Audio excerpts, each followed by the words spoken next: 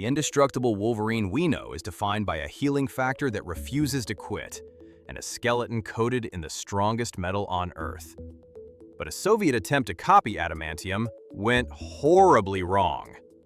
This alloy is called carbonadium, and it doesn't just coat bones because it shuts down healing factors. If Logan had been bonded with this unstable, radioactive alloy instead of adamantium, his greatest strength would have become his instant death sentence.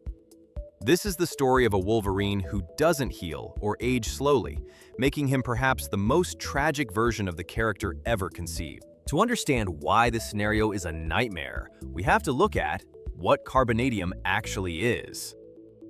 During the Cold War, the Soviet Union wanted their own super soldiers to match Captain America and Weapon X. They couldn't replicate the formula for true adamantium since it was too rare and the process was too volatile. They created a cheaper, malleable alternative instead. Carbonadium was easier to work with, but it came with a massive flaw, in that it is highly radioactive. Adamantium is chemically inert and stable, but carbonadium leaks radiation constantly.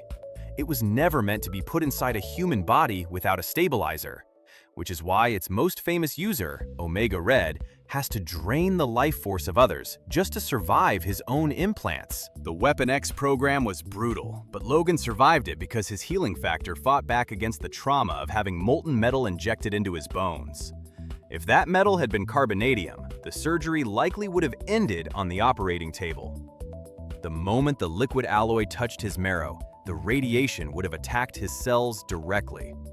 Carbonadium doesn't just poison you, as it specifically interferes with the biological process of regeneration.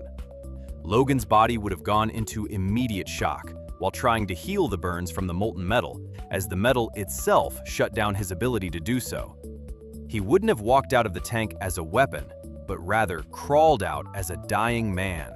Let's assume he somehow survives the initial bonding, causing his life to become a waking nightmare. Adamantium is toxic, and Logan's healing factor works overtime to keep that poisoning at bay. But carbonadium is actively corrosive to mutant healing factors. Instead of a background struggle, his body would be in a full-scale war it cannot win. His healing speed would drop from seconds to days. A gunshot wound that usually closes instantly would bleed for hours. The metal would act like a jammer signal for his cells by confusing his immune system and leaving him vulnerable to infections, diseases, and injuries that he used to laugh off. I want to say a huge thanks to everyone commenting on our last video, since this topic actually came from a discussion in the threads about Omega Red. If you have another crazy what-if scenario, drop it below so we can pick the best ones for future scripts. If you are liking this deep dive, hit subscribe so you don't miss the next one. We often think of Wolverine as unbreakable because of true adamantium, but carbonadium is significantly weaker. It is stronger than steel, but it is not indestructible. If Logan went up against a heavy hitter like the Hulk or Juggernaut, his bones wouldn't just hold together, because they would snap. Imagine the horror of Wolverine blocking a punch and expecting to tank it, only to feel his forearm bone shatter inside the flesh. Since his healing is suppressed by the metal itself, that broken bone wouldn't knit back together in minutes. He would be walking around with fractures and breaks that take months to heal, assuming they ever heal correctly at all. Wolverine's entire fighting style relies on taking damage to deal damage. He throws himself into gunfire, gets stabbed, and keeps coming. With a carbonadium skeleton, that strategy is suicide. He would have to completely reinvent himself by fighting more like Daredevil or Spider-Man and relying on speed, stealth, and evasion. He couldn't afford to get hit because every hit sticks. The Berserker Barrage would be a thing of the past. He would become a cautious, technical fighter who uses his claws only for quick, lethal strikes before retreating. The savage brawler we know would disappear and be replaced by a terrified man, desperate to protect his fragile body. His claws are his signature and capable of cutting through almost anything, but carbonadium claws would be a liability against other supermetals. If he crossed claws with Sabretooth, who possesses immense strength without metal bones, he might be fine. But against Lady Deathstrike, or X-23, their adamantium weapons would slice right through his carbonadium claws. We saw this principle in the comics, when adamantium blades shattered lesser metals. Logan could pop his claws for a fight, only to have them sheared off at the knuckles by a superior opponent.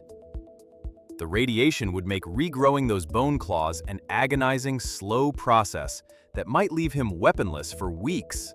You might wonder if Moon Knight wore carbonadium armor, and the answer is yes. In the Vengeance of the Moon Knight series, Mark Spector used a carbonadium suit because it was lighter and more flexible than adamantium, while still offering great protection. But the critical difference is that Moon Knight is a regular human. He doesn't have a mutant healing factor for the radiation to suppress. For a normal human, the radiation is a long-term cancer risk, but for Wolverine, it is a specific biological counteragent. The metal targets the very thing that makes Logan a mutant. What was a tactical upgrade for Moon Knight would be kryptonite for Wolverine. There is only one way a carbonadium Wolverine survives for more than a year, and that is the Carbonadium synthesizer. This device, known as the C-Synth, is the only thing that stabilizes the metal inside Omega Red. Without it, Arkady Rossovich rots from the inside out, and Logan would be in the exact same boat. He would become dependent on technology to stay alive. Imagine Wolverine, the ultimate survivor, tethered to a battery pack, or forced to hunt down the C-Synth just to stop his own bones from killing him. It flips his character dynamic completely as he goes from a wandering Ronin to a desperate junkie, constantly seeking the device that keeps his blood from turning against him. We don't actually have to guess if carbonadium can kill Wolverine, since we've seen it happen. In the infamous Deadpool Kills the Marvel Universe storyline, Wade Wilson specifically seeks out a carbonadium sword to take Logan down.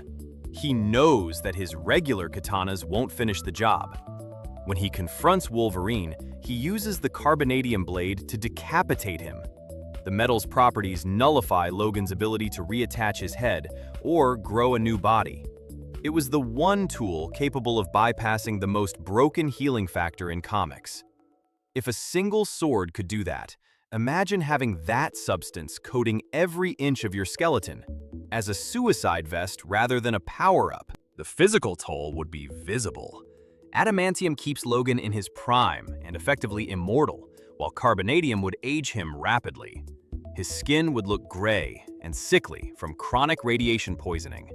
He would likely lose his hair, which is ironic for a character defined by his animalistic appearance. He would suffer from constant nausea, fatigue, and internal bleeding. The vibrant, muscular warrior would wither into a gaunt, sickly figure. He would be in constant pain from the heavy metal and from his cells dying and regenerating in a never-ending cycle of decay. It would be a body horror story, watching the most resilient mutant in history slowly fall apart. Wolverine's mind is already fractured by centuries of trauma, but his body always held him together. With carbonadium, the physical pain would eventually break his mind. Chronic pain changes people. The constant buzzing of radiation sickness, the inability to heal, and the feeling of his own body betraying him would likely drive him into a permanent feral state, or total catatonia. We've seen Logan go feral when his adamantium was ripped out, but this would be worse. This is a slow, grinding torture where he might become more dangerous, not because of his skills, but because he's a wounded animal, lashing out at everything. Because the pain never stops. One weakness remains exactly the same, which is Magneto. Carbonadium is a ferrous metal, meaning the master of magnetism can control it just as easily as adamantium. However, the outcome of a fight would be different. When Magneto ripped the adamantium out of Logan in the 90s, Logan survived because his healing factor kicked into overdrive. If Magneto ripped carbonadium out, Logan dies. His healing factor, already suppressed and weakened by the metal, wouldn't have the juice to close those massive wounds. A battle with Magneto isn't just a defeat, but a guaranteed fatality, as there is no coming back stronger this time. Carbonadium functions very similarly to the Muramasa blade, a mystical sword containing a piece of Wolverine's own soul that nullifies healing factors. Logan is terrified of that sword because he knows it's the one thing that can put him down for good. Living with a carbonadium skeleton would be like having the Muramasa blade fused to your bones. Every movement or impact becomes a reminder of his mortality. It removes the safety net that allows Wolverine to be Wolverine. He couldn't be the hero who throws himself on a grenade to save the team, because that grenade would kill him. The famous Old Man Logan storyline relies on the idea that Wolverine outlives everyone, since his healing factor slows his aging to a crawl. But with Carbonadium, that future never happens. Instead of living for centuries, Logan would be lucky to make it a decade past the bonding process. The radiation would accelerate his cellular degradation. There would be no wise elder statesman of the X-Men, but just a grave marked Logan from the late 20th century. The timeline where he saves the future, helps X-23, or leads the mutant race would be erased, simply because his body couldn't go the distance. A carbonadium skeleton ultimately turns Wolverine from a god of war into a tragedy. It takes his greatest gifts of durability and longevity and turns them into his greatest weaknesses. The Weapon X program would have considered him a failure and likely terminated him. Or he would have escaped, only to live a short, painful life on the run, while unable to be the hero the world needed. It proves that while Adamantium was a curse that Logan learned to carry, Carbonadium would have been the weight that finally crushed him. The story of Wolverine is about endurance and keeping moving despite the pain. But Carbonadium represents a pain that doesn't let you move forward. It's the exact opposite of everything Logan stands for. It shows us just how perfect the nightmare of Adamantium actually was, as it was the only metal strong enough to hold him, but not toxic enough to kill him immediately. If you want to see more breakdowns of comic book physics and alternate timelines, make sure you're subscribed. Thanks for watching, and I'll catch you in the next one.